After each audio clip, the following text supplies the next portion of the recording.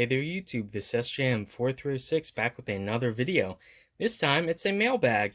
I got another package from my buddy Dustin. He sent me a couple Game Boys and stuff like that. I've done uh, quite a number of videos for him. Recently I repaired, what was it, his Game Boy Advance with the speaker. Had a small problem with that. Anyway, he sent me some more goodies to check out. And so only reason I have this covering is I don't want to give away his home address, nor mine. We have here, appears to be a little postcard thing. And let's just see. He says he doesn't know when I'm going to get this package. He packed it in the morning, so he gave me a postcard of Kirby riding a donut latte. Donut latte. Donut in a latte. Donut latte would be good. Anyway, nothing else would make sense because of reasons, of course. So here are a few projects, and he has few in quotes, for you to enjoy and keep in case he sent me also some Game Boy Pocket displays, of which I'm fixing up some spare Game Boy motherboards. He says he knows the symptoms of most of these, but not necessarily the causes, except for the toasty one. Ooh.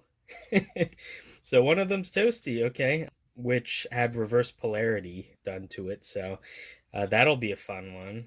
Toasty ones are always fun ones. And he says, finally take care, and thanks for everything I do. Anyway, let's just get into it. So it appears here, we have, let's see, this is a Game Boy Advance LCD, I know that much. This would be a AGS 101 LCD, and he says no backlight. And I'm guessing I can already kind of spot maybe the issue. Could be the ribbon. These are the contacts for the backlight. Or it could just be that the backlight itself is completely burnt out, which does happen. So that'll be fun. So we have flat flex ribbon repair attempt. That will definitely be fun. Here we have a... I'm not sure if this is a one. Oh yeah, okay, it's a 001. And it says, won't charge, all buttons are good. So I'm guessing it just turns on, works perfectly, except for won't charge. But anyway, we'll take a look at this in greater detail later. Additionally, we have a GBA. And this is the toasty one. This is the toaster, as I'll call it. Hooked up backwards to bench power and fried it. I've done that plenty of times. So let's just see, is there anything obvious? Any magic smoke? So yeah, if anything did survive on this, there's a small chance that the CPU and other logic components are okay. If the main power IC bit the dust and disconnected before it died fast enough, then there might be some components that could be salvaged, but we'll see. Okay, and moving on. Wow, there's a lot of boards in here. Another GBA, and this one says dead, won't power on. Started by, so I originally had display issues, and it stopped turning on, so that's actually interesting. And here, this one is another Game Boy Advance. Won't power up. Bad battery corrosion. Let's see if we can see any... That's interesting. I'm guessing maybe it was on a case, because these terminals, they look a little bit... Sorry about that. They look a little bit maybe crusty, but nothing that oh, no, I can see, yeah, on the positive terminal. Yep, there's definitely some corrosion on there, so we're going to have fun scrubbing back the silk screen and seeing if how far that goes, and we might have to bodge some traces if that's the case. And yeah, you can definitely see the corrosion got up into the cart connector slot. So yeah, and I can even see it from this side. So even if we do get this working, I might have to replace, if I can't properly clean out the cart connector slot, I might have to replace that anyway. That's interesting.